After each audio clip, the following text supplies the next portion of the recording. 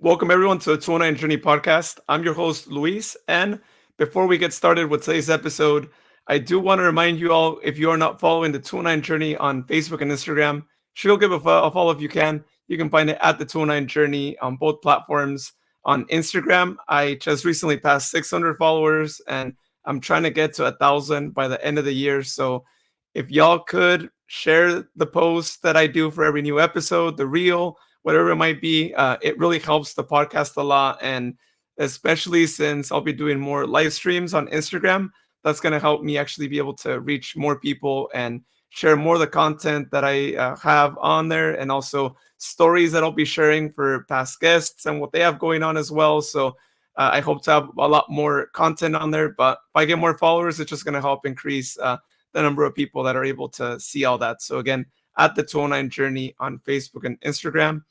Also, I want to invite you to go check out the website, the209journey.com.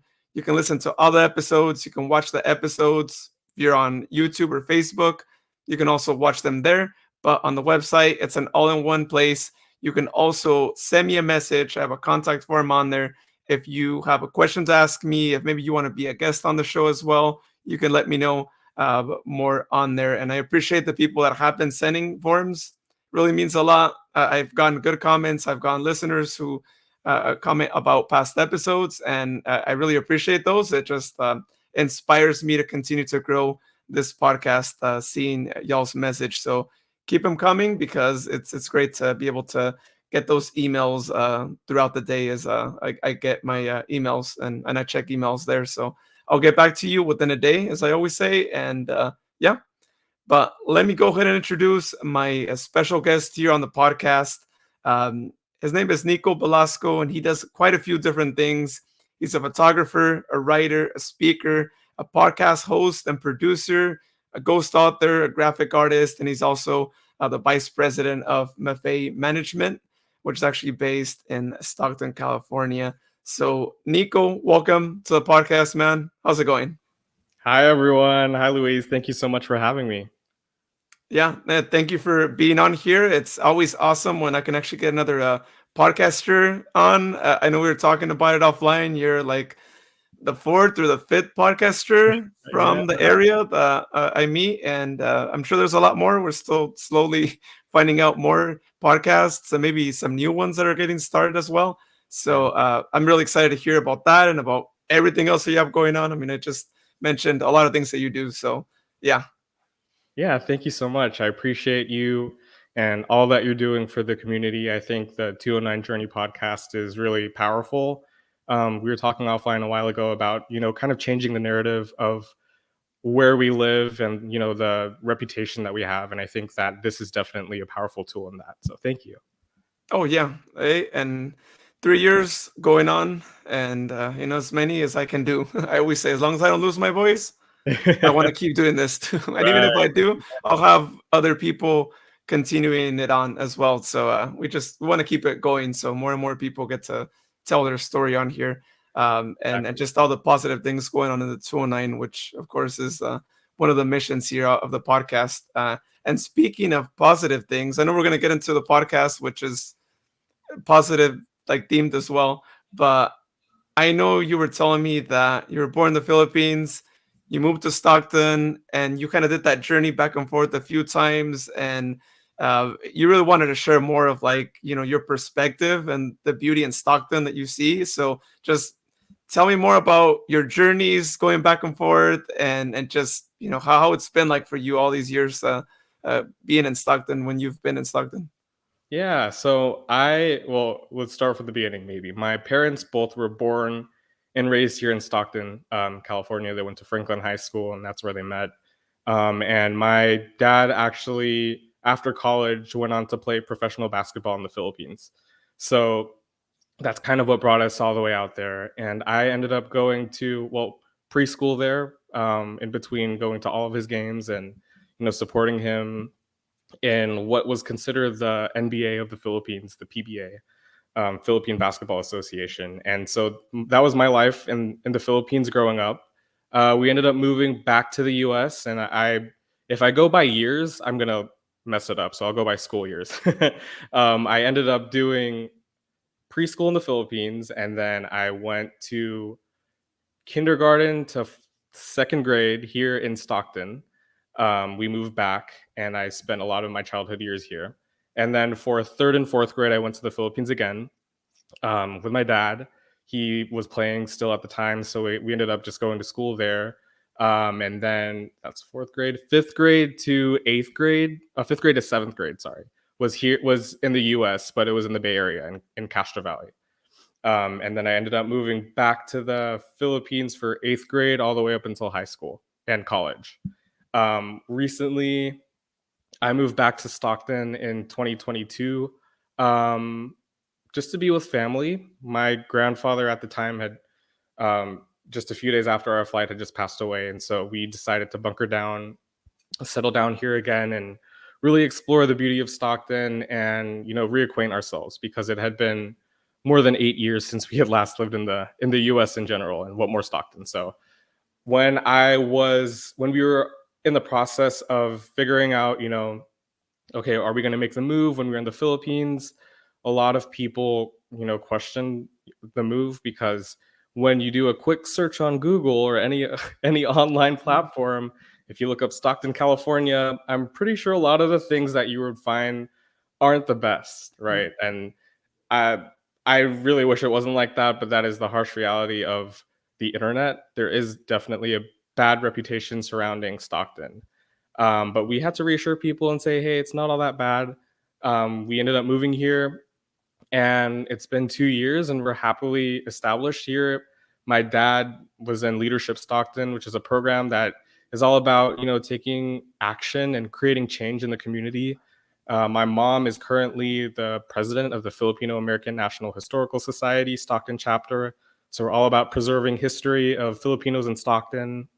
And I am, establishing myself as someone who can amplify other people's voices like you do, through my work in photography and writing and social media management and marketing, and pretty much any way that I can. I think it's important for people to realize that they have a voice, and that it's a good thing to share it, because when you share your story, you don't know who you're touching and how powerful it is on other people, the impact that you leave. So yeah, that's kind of what we do here. We've been here for 2 years, and we are just excited to have moved and to be back in Stockton. Yeah, no, it's an interesting journey going like back and forth, and then finally back to the place where you spent some of your childhood years there. And yeah, that last thing you said, yeah, that's true, right? That's what we do. That's what you do on your podcast, and that's what I'm doing here as well. Because inspiration is everywhere, but when you have a guest that just tells you their story and just how much they had to struggle maybe to start a business or to get to their career, because everyone goes through struggles, right? At some point, Yeah, it definitely inspires someone out there listening, and I mean that's powerful in itself. And to me, I always say that's priceless, right? I mean, you get an episode that changes someone's life. To me, that's worth more than monetizing an episode, than monetizing a whole podcast. Like that's like priceless, right? exactly. That's what it's all about. Well, I want to talk about podcasting because I get really excited just hearing stories about how different podcasts got started and all that. And I know that you started the Briller Project Podcast, and you're gonna actually have it restart here in a short while. But you record a lot of episodes. You've had a few seasons, and I want to know a little bit more about how you got that started and just how it's been like, and maybe your favorite episode that you did. I know it's probably going to be a tough one, but yeah. Yeah, so I started actually around the same time that you did. I know we were talking offline about this. In 2020, in the heat of the pandemic, we were, trying to find things to do outside of work. And initially, my mom had started her podcast first, and I decided to follow suit. But she started out doing, she was a model in the Philippines, so she did modeling workshops online. And then we discovered StreamYard, our best friend. And we really just like dove into the whole idea of podcasting, going live. And I watched her evolve through her podcast, the In Love With Me series. And I said, I think I want to start one too. And I decided to do a word hunt. I wanted to make sure that my podcast kind of stood out and that it had a bit of an international twist to it. So I started looking up interesting foreign words. And I don't know if you're familiar with French or if you've heard of the French word, but briller is actually pronounced brouiller. And it Oh. is the French word that directly translates to shine. So I thought, I think I like that word. I want to make it the Shine Project, but the Brouiller Project. And I'm going to make this podcast all about people who let their light shine bright. And it doesn't have to be famous people. Of course, I've had a few famous people on the podcast, but it's not all about that. It's about the journey of each individual, how they overcame certain obstacles that were put in front of them, the struggles that they had to go through before they found success in their respective fields, and even just like regular everyday things. I've interviewed some really interesting people, like my high school best friends who were twins. And I said, okay, I'm going to twist this. I want to know what it's like to be a twin, but also what is your perspective on individuality? Like, what does it mean to you to be a twin connected in that way? And then also be your own person. And have you ever had self-doubt? Have you ever, gone through this and that? And so I've had people from all walks of life. In the entertainment industry, I've had a lot of people like actors, musicians, singers, songwriters, writers, pretty much anything under the sun. And then when, as far as, everyday people, and I've had life coaches, I've had chefs, I've had people from all walks of life. And I think that really is the amazing thing about podcasting, is that it's a platform for you not only to share your story, but to allow other people to share theirs too. And so I really decided, I'm going to go for this all the way, and I'm going to interview as many people as I can. I started out with just a few people in my own network. And we figured, during the pandemic, especially in the Philippines, we were in hard lockdown. We had we lived in an apartment out there in a condo, and we were like, we couldn't leave. There were like strict rules about who can leave, how many people can get out of the house, and what hours you can, be outside. And so we were stuck pretty much in the house all the time. And we thought, at the beginning of the pandemic, we were like, okay, this is only going to last maybe like a month or so. So let's squeeze in as many people as we can while they're free, because they're stuck at home too. Might as well take advantage and, record all these podcasts and have all the content and then put it out there. And so our household ended up actually being a studio. So we transformed like our living room into a whole like a setup with my lights.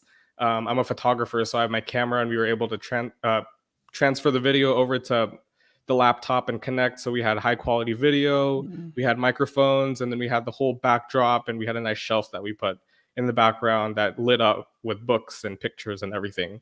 So we were doing that, and we ended up doing like 4 episodes per day, and we would do it like 4 or 5 times a week. So we ended up with a lot of episodes at the end of each week.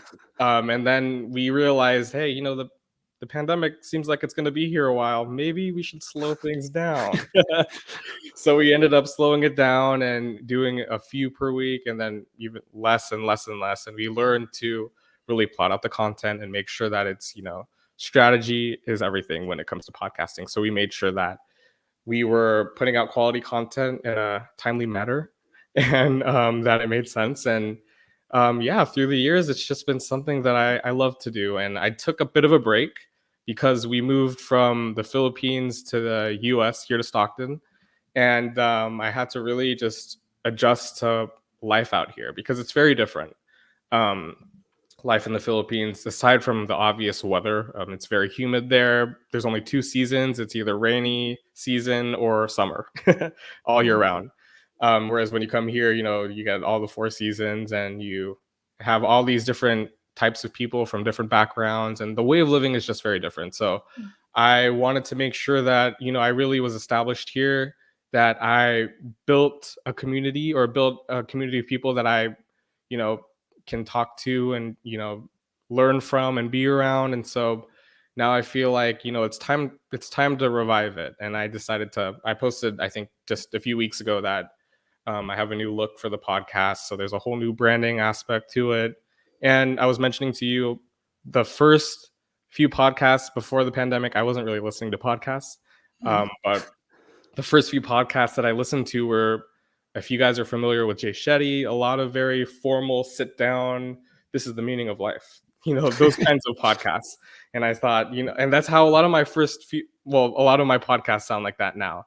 And I was very strict on, okay, they all have to be inspirational, motivational, and have to have meaning and purpose. And I, through the years, have listened to podcasts that are not just that, but also fun. Like people are sitting down having conversations about their cats, or like random things that happen to them throughout the day. And I think that podcasting, you could put your own twist on it, whatever you want. And so I'm deciding to shift to a little more casual. So if you take a look at the Briller Project, you can see as the episodes come out more and more that we're going to be going a lot more casual and just having fun with it. It'll be motivational too, but we're going to sprinkle in some fun.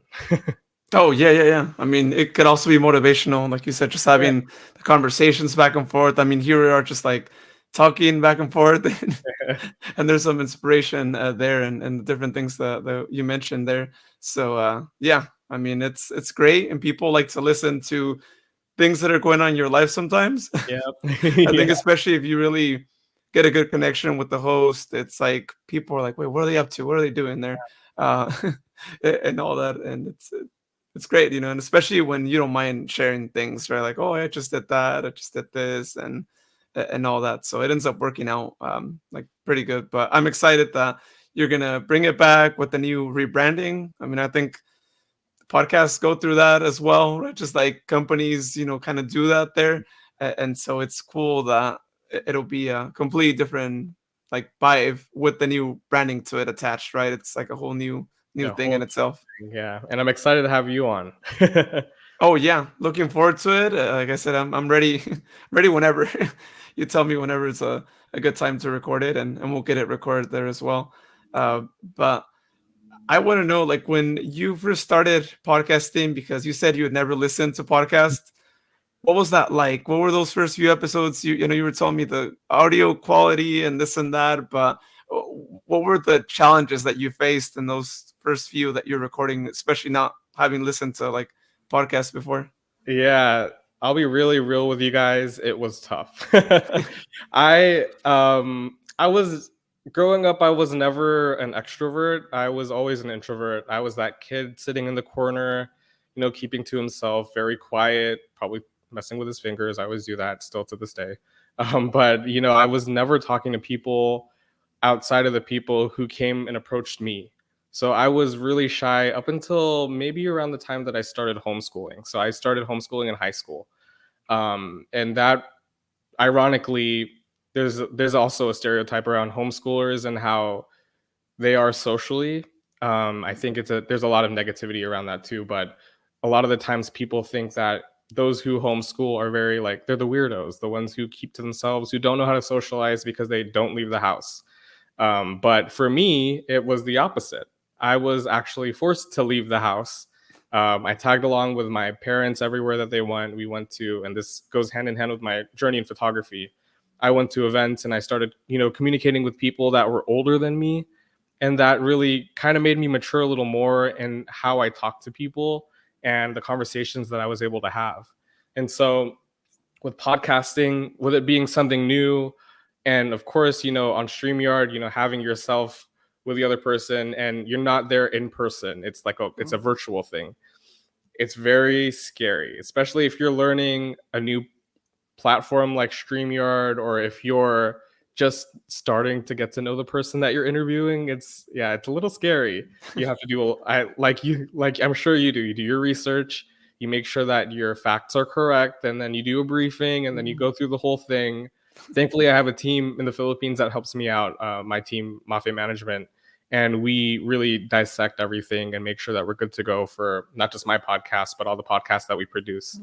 But for me in the beginning, it was really scary. And like I was telling you, I use like the earphones as my audio, recording my intro, and it was like very DIY, do it yourself, just crafty. But I remember also starting out and thinking like I have all these ideas, I have all these people, to interview, and it's just like it's a lot. And I feeling like there was a lot of pressure, but I don't think there was any pressure surrounding me really. It was just all in my head. Mhm.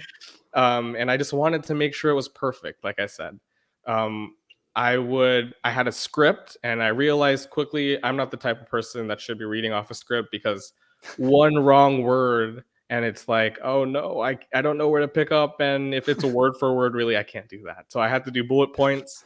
Um, and sometimes I'd have technical difficulties and I'd freak out, the usual. But Mm. I think one thing that I really had to build was my confidence on the mic and my ability to share what I wanted to share with people, not just through the podcast, but around me, like, or just communicate with other people.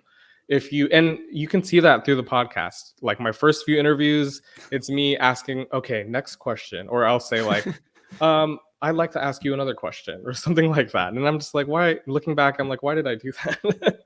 But I know that I wanted to keep that there. I'm very much a perfectionist, and you can ask anyone, any of my family or friends, they'll definitely say, yeah, Nico's hardcore a perfectionist. He's gonna beat himself up over the smallest things. See, I'm gonna say, like I said, littlest. It's not a word. But I'm very much a perfectionist. But when it came to my podcast journey, and when recording on the little earphones that I had, I said, I'm going to trust the process, and I would like people to see the evolution of the podcast. I want people to see me grow as a podcaster. I want them to see the change and the shift in interview style, the questions that are asked, and I want them to see through the years how I'm able to change this, because at the end of the day, it's all about the journey. Whether it's, another podcast or my podcast, it's all about, documenting and sharing those stories, because they don't just they don't just stay in the first time that you hear them and you can't hear them anymore Mhm. after that. You can listen to a podcast over and over and over Mhm. again. And I have so many podcasts downloaded on my Spotify, and I go back to them when I'm feeling down. Like, for example, one on friends. I moved from place to place to place so many times. I had to leave my friends a lot of the time, and I always felt like an outsider in everywhere that I went. I went through every kind of schooling possible. I went to a private school, a public school. I went to an international school. I went to a Catholic school. I went to a Christian school, and I was homeschooled. So I've made friends from all over the world in all these kinds of backgrounds. And I moved so often that I never really felt like I was able to keep that connection. And so when it came to podcasting, I felt like, oh, this is like a friend that I can always have. And I've always kept that in mind. Like, this is something that I want to show people, that I'm someone you can reach out to. Reach out to me if you want to talk. Like, I'm always down to talk. I'm always down for a quick phone call, for a little text message, chat, or anything at all. Like, let's FaceTime. Let's, get to know each other. Let's build that connection and that relationship. Because, a simple hi, how are you, like my mom always says, can go a long way. You don't know whose lives you're saving. So Yeah. I'm glad you said that last part because I mean that's all it takes is just sending a message and whatever way you want to send it, and it can make someone's day, right? It's just that simple question or that simple like hey or good morning or just yeah. it just it means a lot, right? And I think that sometimes it's often forgotten the power of Yeah. that. And I'm glad that you're mentioning it again and that people can maybe right now think of, oh, there is someone I haven't reached out to in a while, let me ask them how they're doing, right? Because it's great to have those connections, or those reconnections back on there. So I'm glad that there's that. And you said the favorite word of the podcast, journey, right? Yeah. Because everyone goes through their own different journey, but really it's that progression, right? Like you said, it's that evolution. And as you were saying about you being a shy person, that was me as well. I all the things that you were saying, and people don't often believe it, right? I'm sure you probably get the same thing, right? Where people are like, are you serious? Like, no, Yeah. that's not true, right? You're a podcaster, how could you be this Shy. like Yeah. shy? Yeah, how were you ever that way? You probably had a lot of friends. And it's like, well, sometimes you have to step out of your bubble, right? To be like, you know what, I could be different. And not that it's necessarily bad, right? To like keep it to yourself and be introvert, but sometimes when you can step out of that comfort zone, you end up realizing like, wow, it really like benefits me a lot in life, right? In different aspects of your life to be that way, because you never know who you're going to meet next, right? If you're Exactly. out there looking for a job, you might be meeting the person that's going to help you find that job that you've been looking for like all your life, right? Or I don't know if you're out there trying to meet someone that can help you with something, right? You might be meeting them because you're out there networking and you're like, oh, I know so and so that does that. Let me talk to him because they're a friend of mine. Yeah. So it's just different connections can help you with different things in life, or even just that message that we just talked about, right? That Very person's going to send you the true. how are you message. Yeah. So I'm glad you mentioned that. Well, I know we talked about podcasts already. You also told me that you're a podcast producer, which I think is really awesome that you're out there producing podcasts, in the Philippines as well. And we just, I mean, we're talking right now of the power of podcasting and like uniting people and inspiring others. So I want to know just a little bit more about how that's been like and how many podcasts do you produce? Because you were telling me that there's a lot that you do in that aspect, right? Yeah, yeah, I can't really put a number to it. There's so many throughout the years that we've done from all over the world, actually. We started out, I think one of the first ones that we did was in Paris. She was in France, one of the hosts. We've done in Hawaii, we've done Singapore, Australia, the Philippines, the United States, and it's just something that we love doing. Like, we love capturing the excitement of the hosts, and really sitting down with them and establishing what they, first of all, of course, you need to know what you want. What goal do you have in establishing in starting your podcast? Do you want to inspire people? Do you want to educate people? There's so many different things that you need to consider when starting a podcast. And of course, there's the target audience, and finding ways to reach that target audience through your episodes, through your social media posts, which we also handle. So we do pretty much all around management of podcasts, from creating strategy for them, sometimes even creating scripts, coordinating with the guests of the streams, the guests of the podcast, um, sending them the StreamYard link like you did to me, and making sure that after the actual recording, or live, it's distributed on Spotify, all the podcast platforms. And then, of course, after that's done, you need to make sure that you have the correct social media posts going out. So we would do a lot of different types of social media. We have a team of graphic artists, we have a team of copywriters, and social media managers, and we all work together to make sure that the overall brand of the podcast is intact all throughout. And this is something that we have done for 3 years now, and it's a lot of fun. We do recordings for those who want to put it out later, and then we do lives.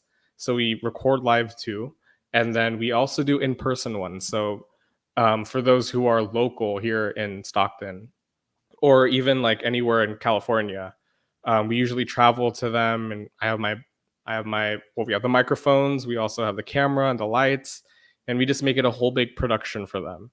And I think the most satisfying thing is, seeing the impact that you make on people, and the insights, the amount of people that are listening, from where they're listening. I remember with my podcast, I was like, wow, people in London are listening to this.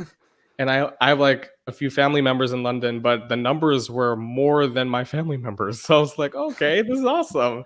Like, it's really reaching, that global audience. And that's what you want. You want to make sure that when you're a podcaster, you are reaching as many people as you possibly can, because, you have something to say and you want people to hear it. So our job as producers, my job as a producer, is to make sure that the host is comfortable, that the guest is comfortable, and that the overall production of whether it's a recording or a live stream, is smooth. And so, yeah, that's pretty much what we do. Yeah, no, it's the power of podcasting, right? Yeah. Like you get people from every corner of the world could be listening, and it's not until you get the messages, right, that you're like, oh, Yeah. that's the person that Yeah. they're listening from over there, and it's awesome. Like I just got a message, not on this podcast, but on the soccer one that I do, from someone from Canada, of all places too, and they're also a fan of our local team of Soccer Republic, which is back here.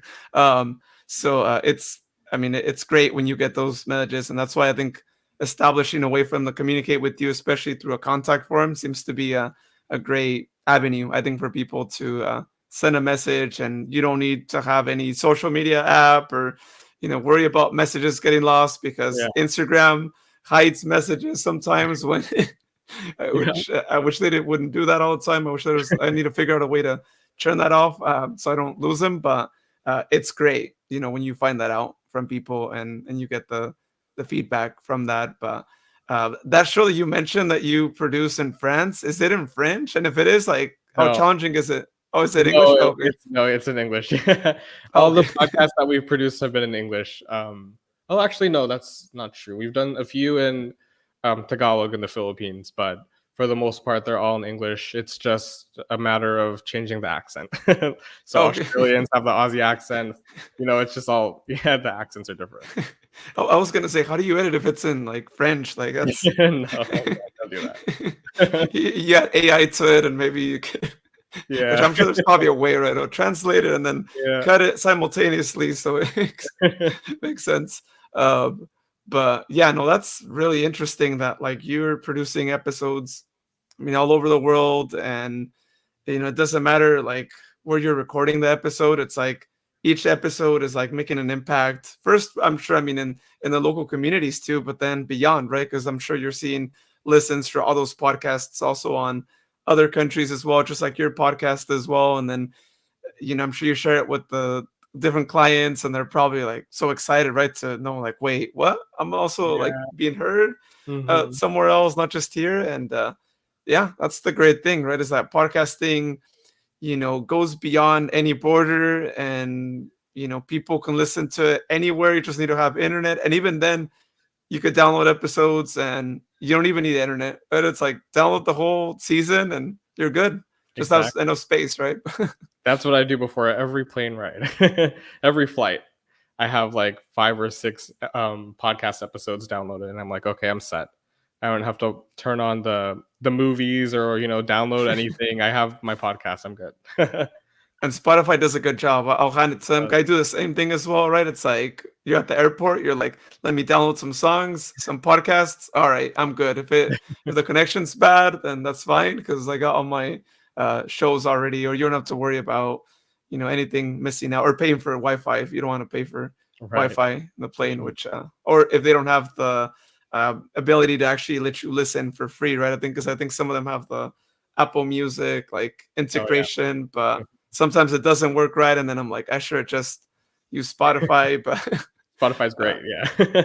yeah, no, it's awesome, and we're not being sponsored by Spotify, but I mean, Not yet. I'm not yet, yeah, but I'm paying for that too. I know they're paying other podcasters out there, so hopefully someday they offer a way to monetize it on our site, and maybe we get like maybe something per listen, or just something like that. For us, like smaller podcasters, right? Because they're paying the bigger ones, like top dollar, which makes sense, but but they're charging people more. So I'm like, I know they just raised the price, so I will say that. So more the reason to like offer people other ways to listen, and not depend on Spotify always. But well, changing gears from like just podcasting, I know you mentioned that you do writing as well. Some ghostwriting there in the mix is what I was seeing. So just tell me more about like how that's been going, and just how you got started with writing in general. Yeah, so I actually started writing when I was well, I've been writing actually pretty much all my life. I would fill journals with just like little entries on my day. Like I would think about, I'd reflect on what would happen each day. And so I actually was laughing because when I moved back from from the Philippines to the US, I found all these like old journals that I had. And now I can look back and read, okay, I know what I did July 11, 2011, like, or 2005, when I was younger. And I can actually remember, okay, I actually remember what I did this day because I wrote it down. And so all throughout my life, growing up, I was writing. I would write about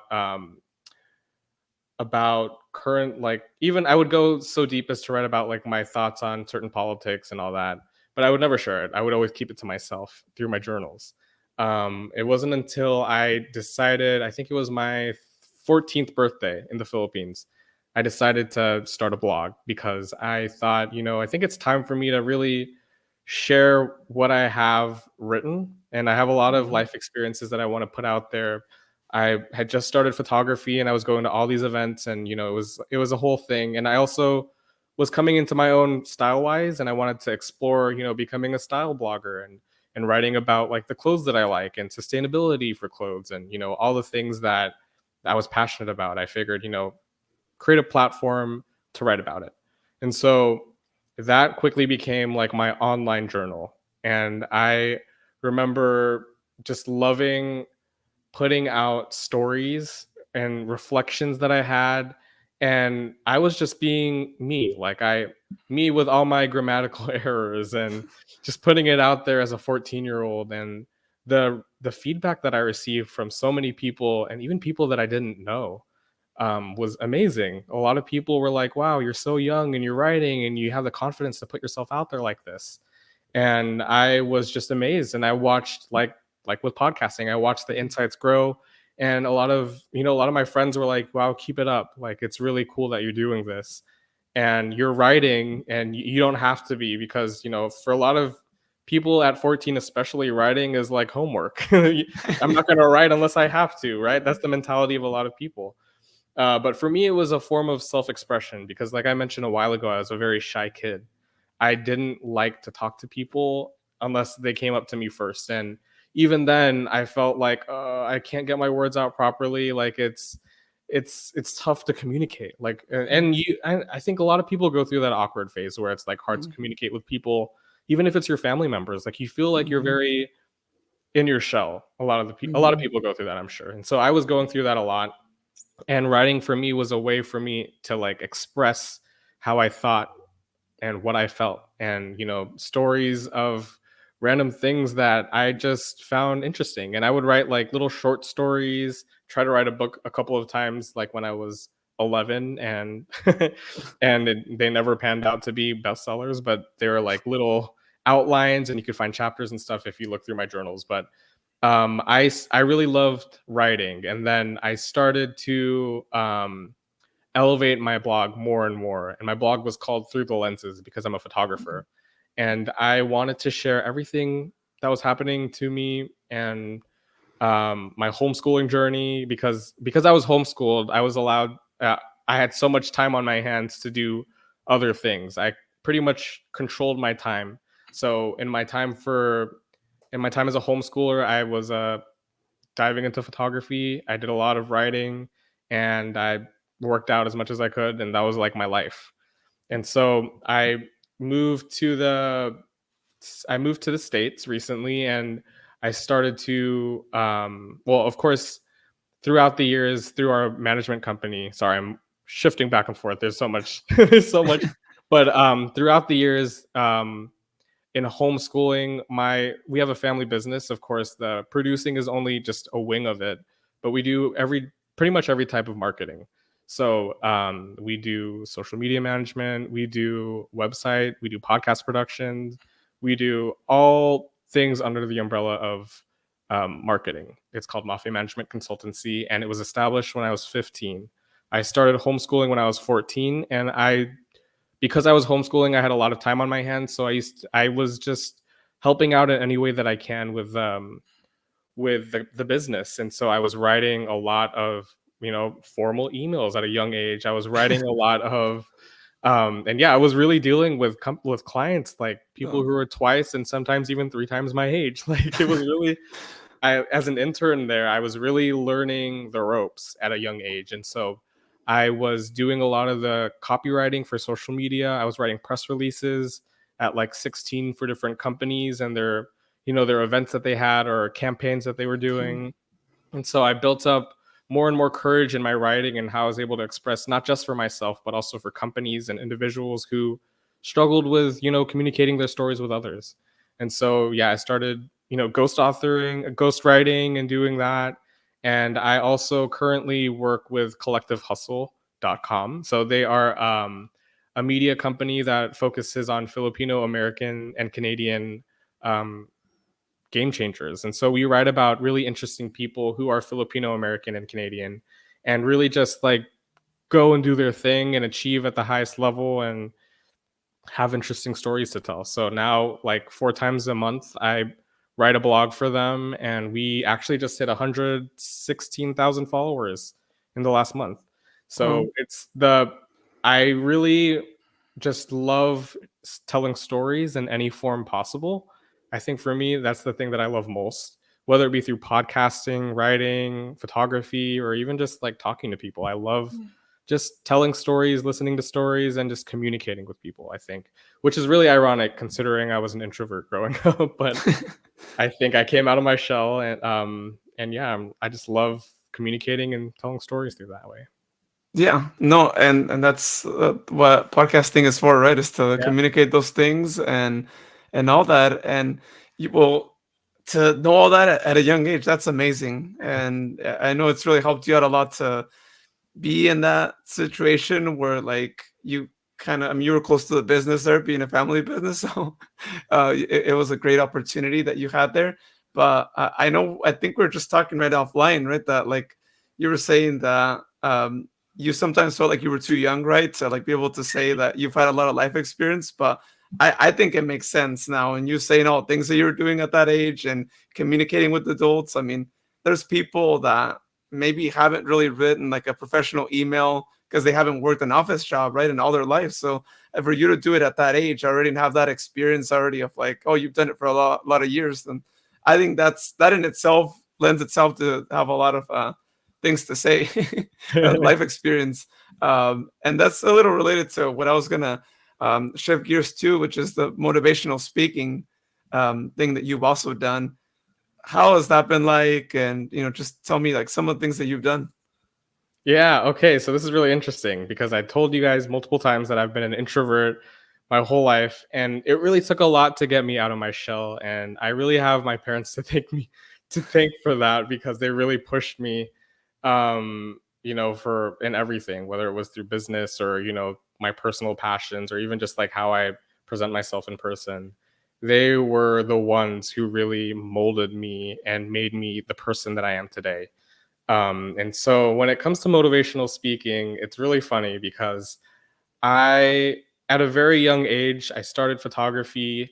Really started out as a passion project, but then it became a career. And because I was homeschooling, that allowed me to make it like something that generated revenue for me. I was earning, and I was, really pursuing it at a level that a lot of people like twice my age would do. And it was something that really inspired a lot of my fellow homeschoolers in my homeschooling community. And so I remember the first time that I was approached to give a talk was by one of my friends in the homeschooling community.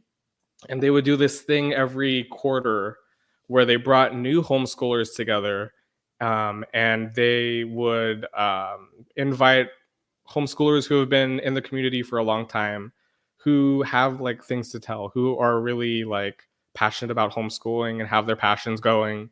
And so I was approached by someone, and I remember texting my mom saying, "Oh my gosh, what do I do?" And she was like, "Say yes, do it, you got it." And I was like, of course, this is way before the pandemic, so there was no Zoom, there was no StreamYard, there was nothing.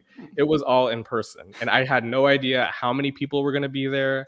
I had no idea how old the audience was, because homeschooling has such a wide range of ages of kids, especially in my community in the Philippines. And I had no idea what their attention span would be. But they said, we really love what you're doing with photography, and we want you to talk about time management, because you're able to pursue it at the level you're pursuing it, and you're doing your studies at the same time. And so I said, okay, let me put together a presentation. I'll do it. And so my mom really just was like, you got to do it. And I went up there, and I was really nervous, and I was really stiff, and I was really like, okay, this is my presentation. And I remember, I don't know actually if I backtrack now. That was the second time. The first time was a whole other story, which I will share. This one was really harsh. So like I said, I was pursuing photography. I think I was about like 15 or 16 years old at the time, 2 years into photography. And when you're learning a craft, it takes a long time to really like establish your craft and, build your portfolio and build up your skill level to a certain point. And I remember feeling like, okay, my mom had just booked me to talk at a mall, give a workshop to people in photography, and I'm 16 years old. I did it with my mentor, thankfully, my photography mentor, who helped me out and who taught me a lot of what I know. And I remember just not wanting to do it at all, because this was the first time I ever, outside of school, and school was horrifying enough, the first time that I ever stepped in front of people and talked about, what I love to do. And you think about it and you're like, okay, I could talk to anyone about podcasting. Like, it's really easy now, but this is years in the making. And I feel like I had just started out. So I was like, first of all, why are they going to listen to me? Because I'm 16 years old and a lot of the people that attend are either twice or 3 times my age. And then second, like what experience do I have to share? And so all these things were going through my mind. I remember getting up on stage and they were like, okay, this is Nico Belasco and he's 16 years old. And everyone's like, whoa, that's amazing. And then it came time for me to speak. And I remember just being like, I had stage fright. I was just like, what do I say? And then I spoke, but I was still very much an introvert. So I didn't have like the experience that I have now. I barely talked to people. And I remember just going through the motions and trying my best, but I felt like my best wasn't good enough, because I would look at people, and if you're like a public speaker or a speaker of any kind, or even if you're just listening to someone speak, that you're not always smiling the whole time while they're talking. I didn't know that. And I was so in my head that I didn't put myself in the perspective of people listening. And so all throughout the speech and the talk that I was giving, people were, like straight-faced. And I was like, oh my gosh, they hate what I'm saying. I'm some 16-year-old kid. They don't care what I have to say. Why would they? They're probably all more experienced than me. And I remember right after my talk, I ran to the bathroom and I started crying. And I was crying my eyes out, like I was sobbing. And all of a sudden I get a knock on the door and my mom's like, Nico, what are you doing?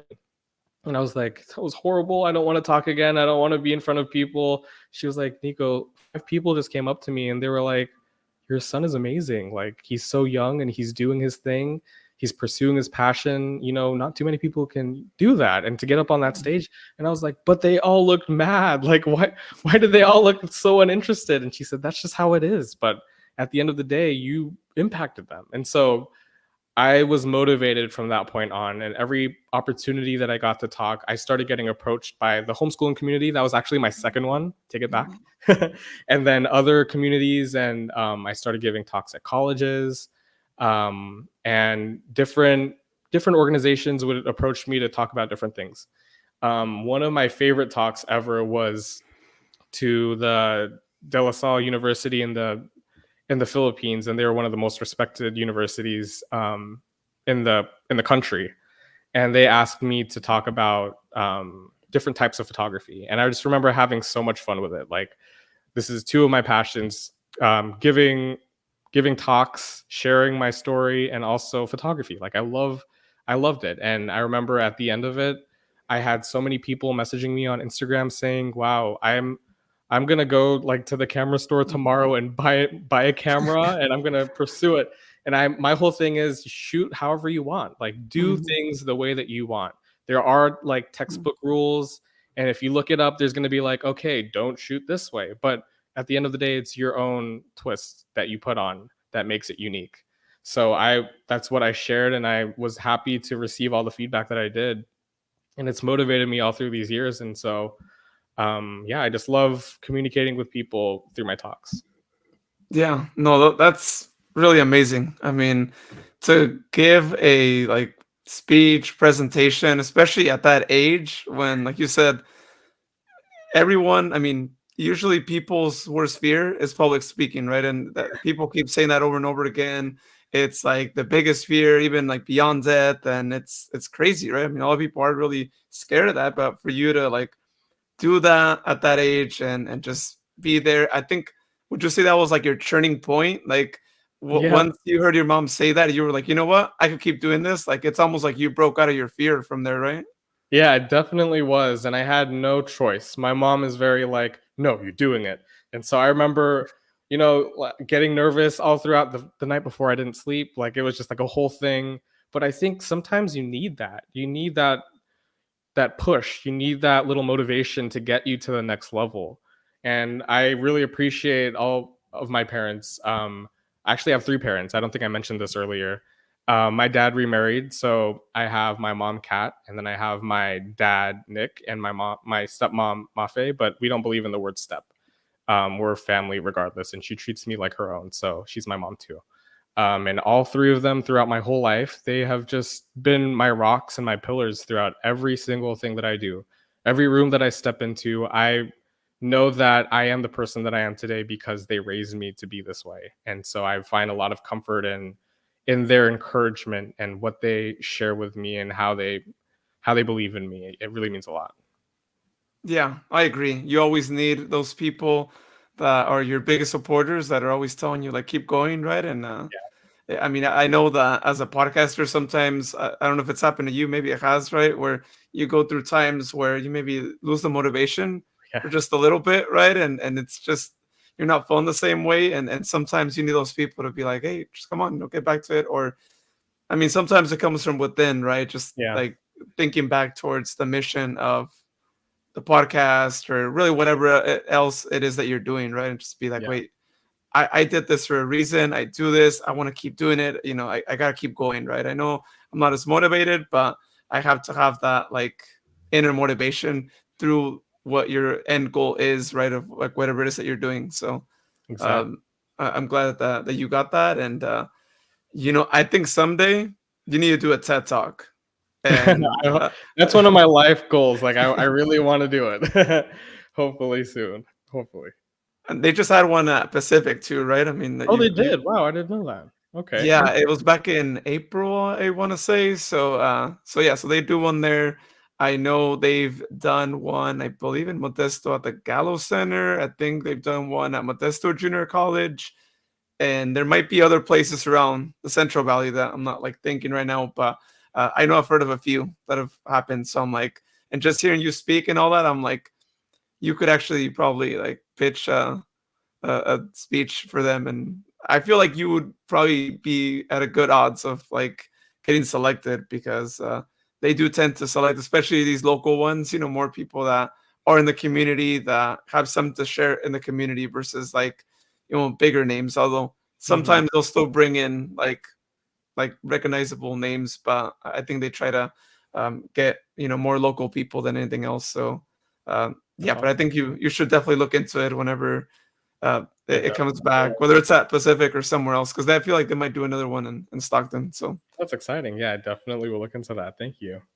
yeah, and definitely tell the same story and all that, because I think that that would motivate people, especially people who, again, it's like their biggest fear to do public speaking, who feel the same things as you did, because that really is the reason why a lot of people dread doing that, or why maybe whenever they've done it, like they've felt a certain way, whether it's because of the people, whether it's because maybe they didn't get a lot of applause, or like maybe they messed up at some point and they're like, oh, I just messed up and now it's no longer perfect, or I Right. forgot what I was gonna say, and like people were just staring at me, and but at the same time, like you said, sometimes you need those things, right? And but you also need people to tell you, which is how you do, like, hey, it's fine. These things happen. These things have happened to me, and then that in turn, I feel like ends up being inspirational, right, to others, right, to know your story, to know that like this is what you went through. You thought you didn't do good, but at the end of the day, you put yourself out there, and now you enjoy doing this, right? Now you're open to doing a in any like speaking opportunity, and but I think also for people who know that, and we kind of referenced this earlier, right? Like when you're feeling nervous, that's normal. We feel nervous still, right? As Yeah. as many times as we've done episodes, as many times as we recorded stuff, you still have a sort of level like that. And we're not perfect, even if we might be talking a lot. So it happens. But um, I want to talk about the nonprofit that you had talked to me about before we started recording, the Filipino American National Historical Society, which you're vice president of the Stockton chapter, right? Or you're a part of the Stockton chapter, is what you're mentioning. Yeah, I So am. tell me more about that and like some of the things that you guys do and like how long the chapter has been in Stockton. Yeah. So my family, we have been rooted in nonprofit work for as long as I can remember. In the Philippines, we were helping out with a lot of different organizations like the Philippine National School for the Blind and all these different foundations that really um, catered to people who needed help or who were in need.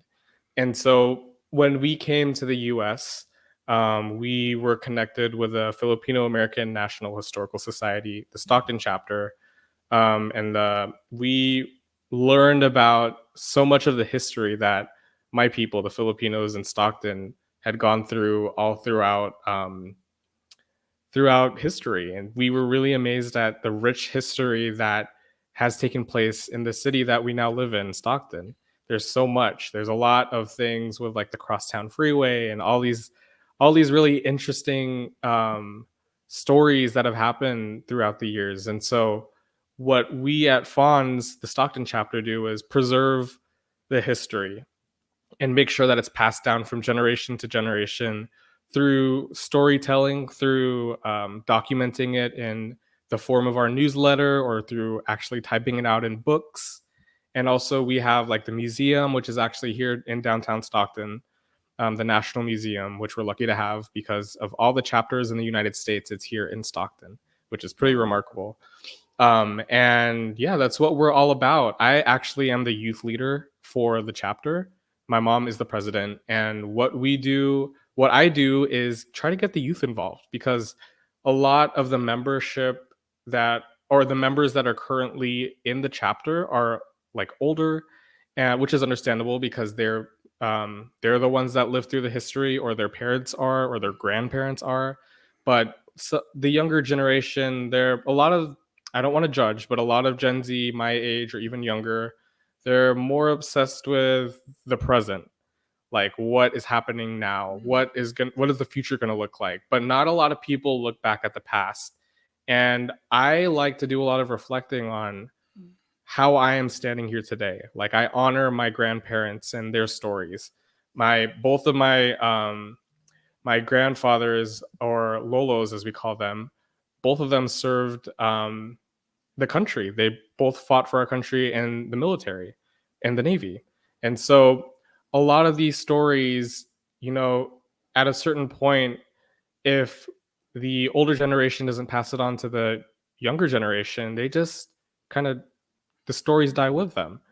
And so there's too many stories, there's too much insight and too much history for us to let that happen. And so funds from all over the United States, all the chapters, we're all about making sure that the the history of our ancestors, from them hopping on a boat in the Philippines and taking that boat all the way to whatever state or city that they ended up in, and then establishing themselves here in the United States and having to assimilate to the culture here because they had different accents. A lot of the times they didn't speak English, or it's a culture shock. Even for me, moving from the Philippines to the United States again, even though I've done it so many times in the past, moving again 2 years ago was a culture shock. So there's so much culture and heritage and so many different factors and aspects that make life here different from there. And so, of course, when they get here, they assimilate, they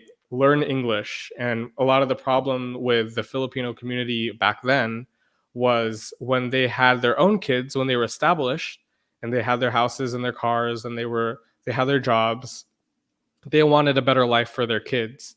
So they didn't speak the language. They were not allowing their kids to speak Tagalog or any of the dialects of the Philippines, and that kind of got lost. So there was a whole, I would say, generation of Filipino Americans, especially here in Stockton, that don't know their history, or were, because their parents wanted them to be respected as Americans here.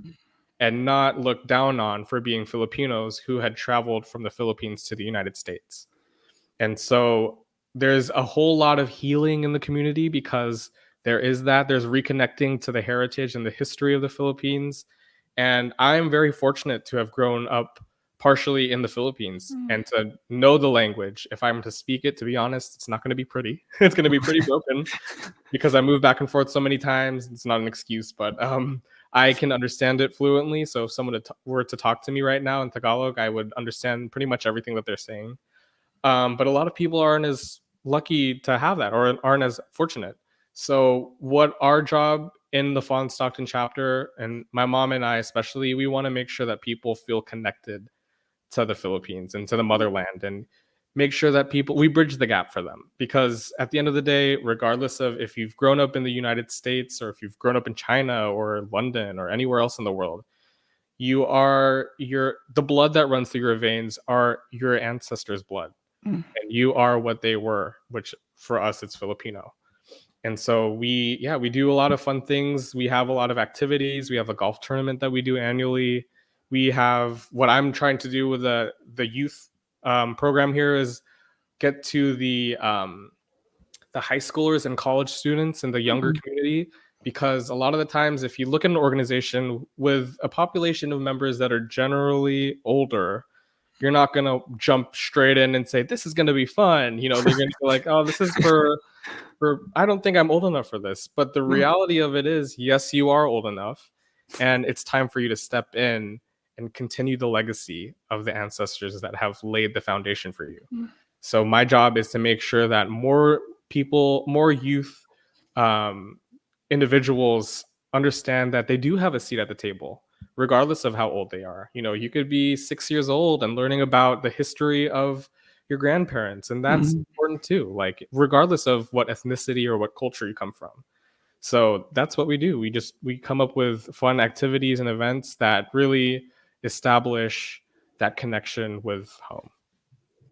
That's really awesome. I'm glad that you guys are doing that, because I mean, I think it's really important, right? Like you said, newer generations, they don't really, and even I wouldn't even just say newer generations, even like millennials too. I mean, I'm a millennial here, and I'll count my generation as a whole as well. That like sometimes like they just don't take the interest, right, in like learning so much that by the time that maybe they do take the interest once they get older, because I do think once you get older, you start to think like, oh, maybe I should have, right? It's like then that's when you reflect back on like I probably should have learned all these things. It's too late, right? So I'm glad that you're doing that out there, and like you're telling them like the importance of like, hey, you should really know more about your history. Talk to your grandparents. I know that there's so much distractions in life nowadays, especially with technology. I mean, it's great, but at the same time, it can sometimes be a curse, right? And Yeah. distraction and all that.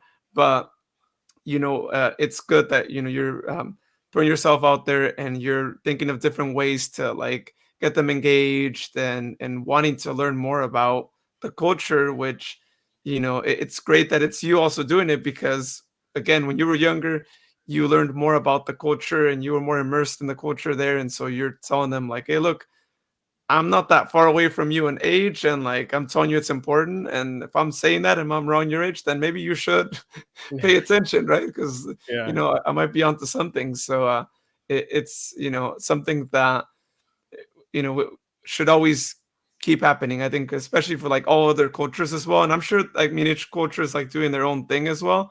But it's something that we just can't lose, right? People just can't uh, identify with just the country, right? But they need to remember, like you said, their ancestry, because we all have our ancestry, and for some people it might be like just multiple generations away and all that, but it still runs, right? It's like you still like you're here because of your ancestry, right? So you should still take the interest in learning more about how, like you said, how you got here, what makes you you, because uh, in one way or another, even like personality things, and just traditions that you should keep going, in your own way, because I know that it's going to be a little different here, not the same as like back in like the home country, but still making sure that that history continues to be out there.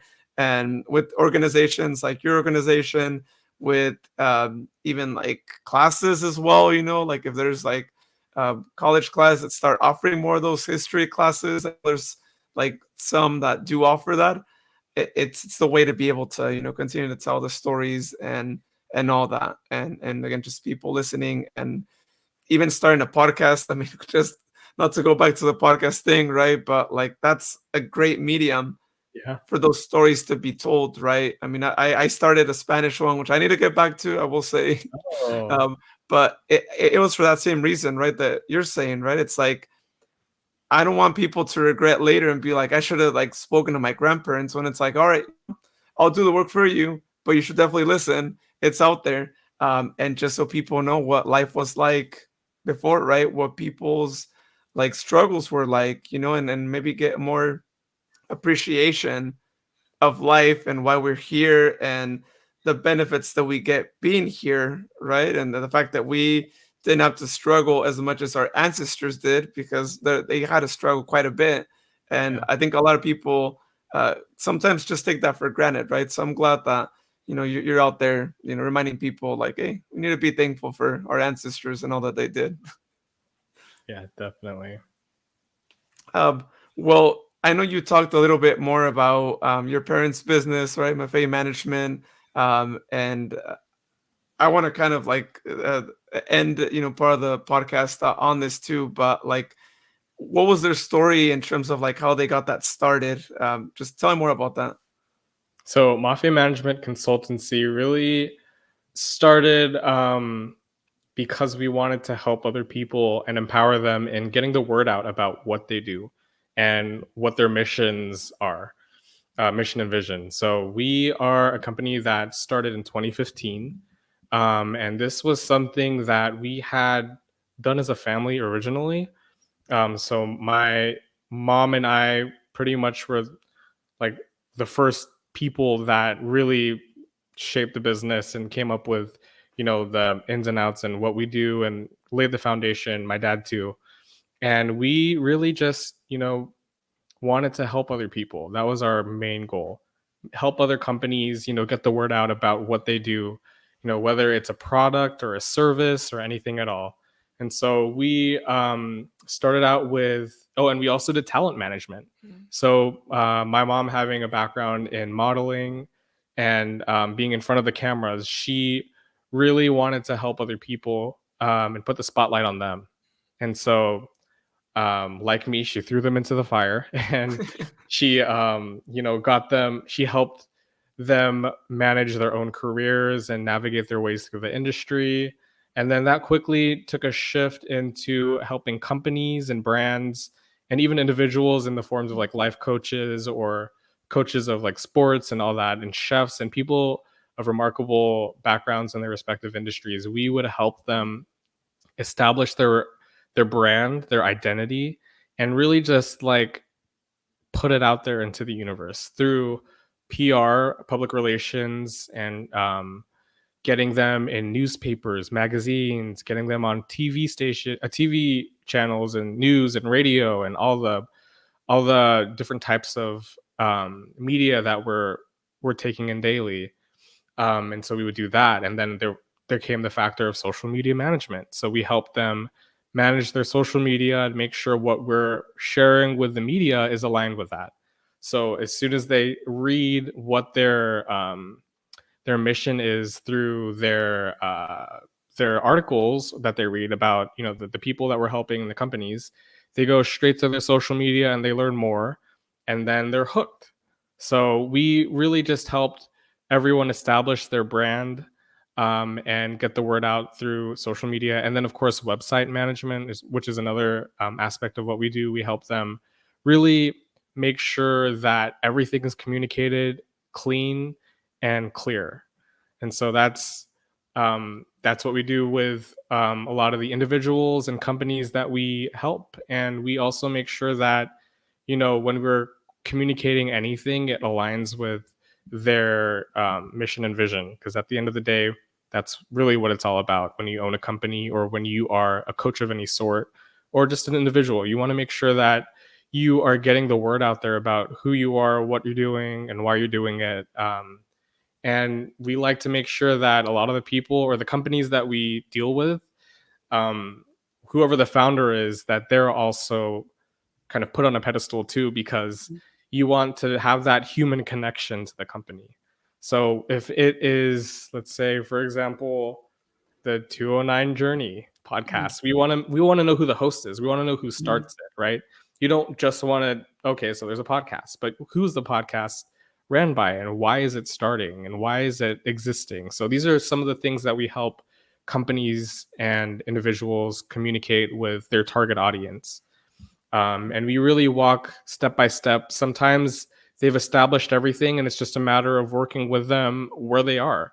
And sometimes it's a matter of really starting from scratch. And we sit down, we have some activities for them to do so that we both understand what your end goal is, what you want to achieve in your respective career, or what you want to, like, what is your goal at the end of the day? Because you have to have, a purpose in what you're doing. So what is the purpose, and why do you want that to happen?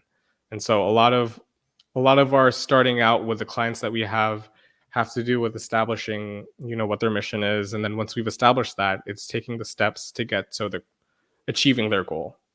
And so that's what we do. Yeah, no, I'm all for helping more people out, especially via marketing. As a marketer myself, I know how that goes, Yeah. and yeah, I mean, it's great to see the results. It's great to see how you're helping people achieve their mission, which might be different for different like companies or all that, but it's great that you guys are able to do all that and that it's still going, and that you've been able to also get that experience yourself, and that's how you're able to build what you've been building thanks to all that experience that you had that not too many people get to have. But it's great that you took advantage of it, and you weren't with all these distractions that we just talked about, right? The cell phone, all Right. that. You're actually like, what, let me actually pay attention to that, which is in turn again why I think you're a motivational speaker for that. We need more speakers like that who can tell your generation, younger generations, like, hey, you can really learn a lot about life if If you if you're put your not on your phone phone. down. Yeah, Yeah, exactly. put your phone down, talk to someone, like start a podcast, Yeah. um, and just talk about whatever it is that you want to talk about, and actually just get to develop social skills, right? And get out of your comfort zone. And if you have to give a speech, whether it's in a class or in another setting, then like, don't be afraid. Put the phone aside and actually look at people, because I think that newer generations, I think they might be even more scared of public speaking Oh yeah. than like older generations, right? And it ties back again to the distractions you have, being glued to your phone, not really having as many social interactions. I mean, aside from like on your phone, but not like in person. So yeah, these are things that um, hopefully are going to change, so that we we have more leaders in the community that Oh yeah. can actually step up to be leaders. So that's great. Well, one last question for you, Nico, before we wrap up the podcast here tonight. But where can people follow you if they want to know what you're up to? If they want to listen to the podcast as well, where can they follow the podcast? And anything else that you wanted to say? This is like your time. Yeah. So this get your pen and paper ready because there's a long list. No. For my personal stuff, you can find me on all platforms at Nico Belasco. That's NicoBelasco. You can check out my photography page, Nico Belasco Photography, which is on Instagram and Facebook. And you can check out the podcast, the Briller Project, on Spotify, Apple Podcasts, and also watch on Facebook the actual recordings, which go live there.